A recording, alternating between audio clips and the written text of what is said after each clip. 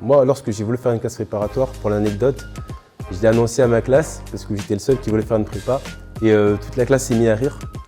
Et, et je pense que c'est anecdotique, mais aujourd'hui, je me dis qu'il n'y avait que moi, entre guillemets, qui croyais en moi. Bien sûr, il y avait quelques-uns de mes professeurs, mais il y avait surtout moi qui croyais en moi. Et finalement, j'ai réussi à intégrer une classe préparatoire avec beaucoup de travail.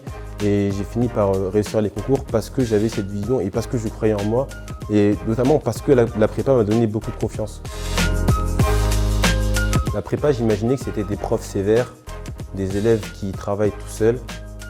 Et en réalité, c'était tout l'inverse. Les profs étaient super impliqués. Ils voulaient réellement notre réussite et c'est pareil pour les élèves. Au fil du temps, on a créé une réelle bande d'amis. Au niveau professionnel et académique, la prépa m'a apporté, je pense, beaucoup de discipline dans le sens où j'étais pas très organisé. Et le fait d'avoir plusieurs objectifs à court terme en classe préparatoire m'a permis de développer une certaine méthodologie de travail que j'applique dans tous les principes dans ma vie. D'un point de vue émotionnel, je pense que c'est l'empathie. Si j'avais un message à faire passer, ce serait de ne pas hésiter à aller vers l'inconnu. Finalement, Salim en terminale ne savait pas ce que c'était la classe préparatoire. Finalement, il a osé s'aventurer dans la classe préparatoire.